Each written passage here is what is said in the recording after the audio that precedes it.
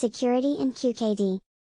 A good definition of security would allow the key generated by a QKD protocol to deviate by a small parameter epsilon, from a perfect key. This definition should be able to bound Eve's knowledge about the final key.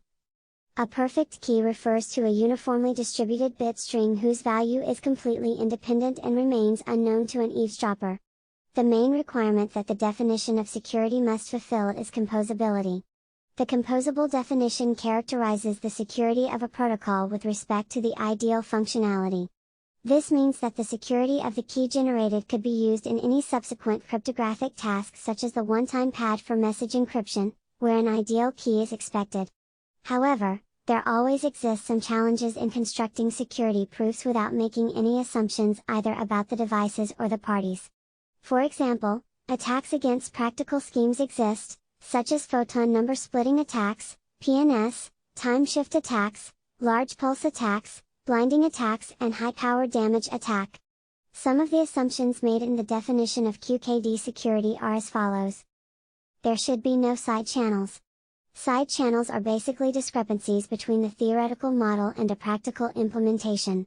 They always exist if some information about the raw key is encoded in degrees of freedom not considered in the theoretical model. Therefore, this leads to a wrong assessment of the dimension of the Hilbert space which describes the protocol. There should be access to perfect or almost perfect randomness, locally, and quantum theory is correct and complete. There should be no side channels.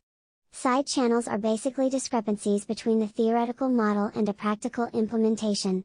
They always exist if some information about the raw key is encoded in degrees of freedom not considered in the theoretical model. Therefore, this leads to a wrong assessment of the dimension of the Hilbert space which describes the protocol. There should be access to perfect or almost perfect randomness, locally, and quantum theory is correct and complete.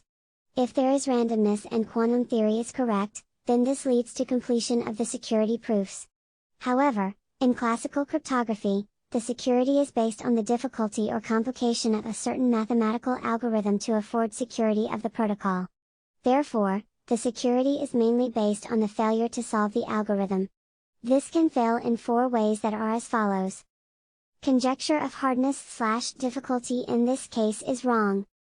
Underlying computation model could be wrong or could be unphysical. The algorithm is easy for many instances and the computation could be small. Conjecture of hardness/difficulty in this case is wrong. Underlying computation model could be wrong or could be unphysical. The algorithm is easy for many instances and the computation could be small. In this section, we follow closely the definitions in a QKD protocol outputs a key SA on Alice's side and also a key SB on Bob's side. The length of the key is L greater than 0, otherwise no key is extracted. The length of the key depends on the noise level of the communication channel as well as security and on the correctness requirements of the protocol. Depending on the deviation of the output key from the ideal one, the protocol aborts, in which case SA equals SB equals. Correctness. A QKD protocol is called correct, if, for any strategy by the eavesdropper SA equals SB. This occurs whenever Alice and Bob output the classical keys SA and SB, respectively, such that PR less than or equal to epsilon core. The term epsilon core is the maximum probability that the protocol deviates from the behavior of the correct protocol. In order for correctness to be achieved, the QKD devices must perform what they are supposed to do according to a specified model. The devices generate the correct correlations which they are supposed to output, otherwise the protocol aborts. In other terms, the devices should not send any other information to the outside world, in which it is not supposed to do, i.e. devices work according to their specification. Secrecy. A random variable S drawn from the set S is said to be epsilon secure with respect to an eavesdropper holding a quantum system E, if min sigma E12 tr rho Se minus rho U sigma E less than or equal to epsilon, E1. Correctness. A QKD protocol is called correct, if, for any strategy by the eavesdropper SA equals SB. This occurs whenever Alice and Bob output the classical keys SA and SB, respectively, such that PR less than or equal to epsilon core.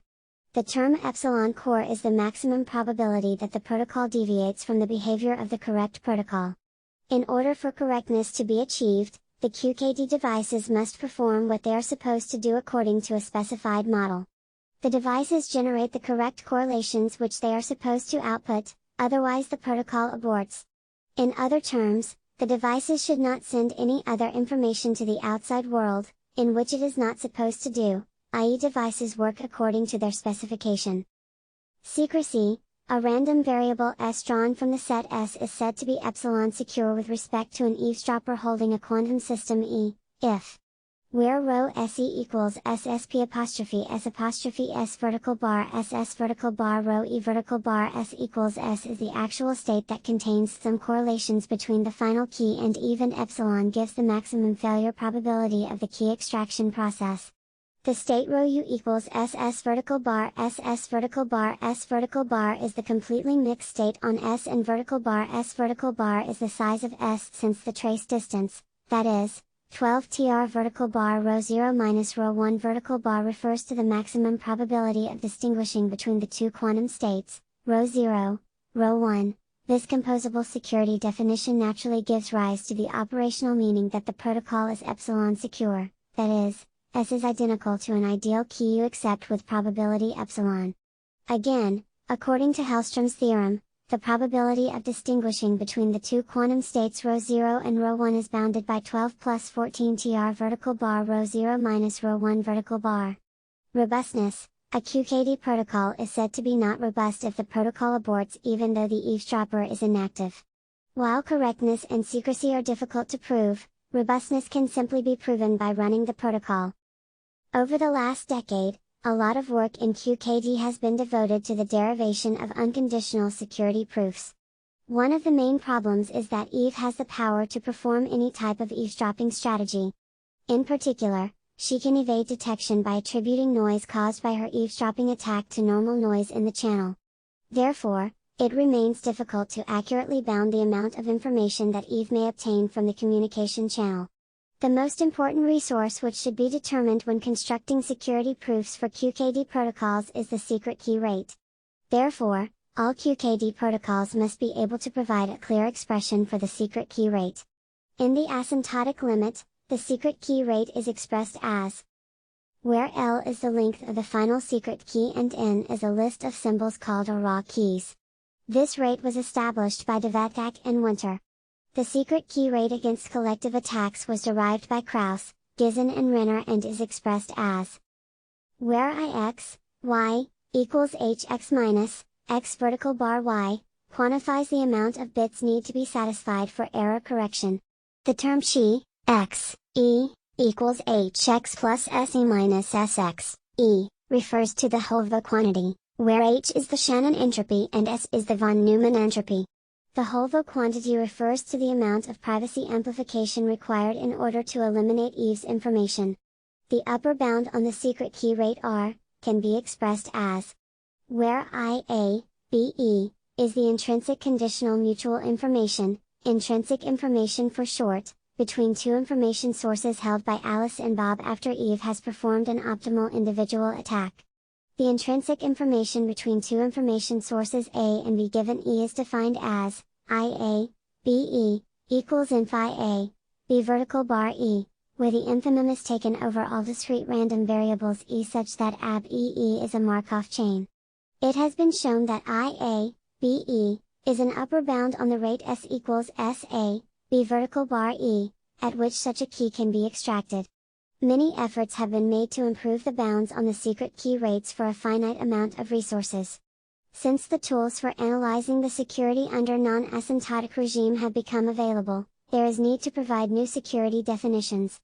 In this section, we follow closely the techniques demonstrated and to discuss some of the parameters used in the security of QKD for finite length key limit. The main goal of finite length key security is to obtain a secret key rate R, based on a certain number of signals, a security parameter epsilon, and certain losses from the error correction without making any assumptions about the post-processing, sifting, error correction and privacy amplification. For example, one can recognize that the limit in this expression of 2 is unrealistic because in all implementations of QKD protocols finite resources are used. This is because in this scenario, n is assumed to be large, that is, it approaches infinity, while in practice Alice and Bob exchange a limited number of symbols or signals. In the non-asymptotic limit, the secret key rate can be expressed as. This shows that only a fraction of n out of n signals exchanged contributes to the key.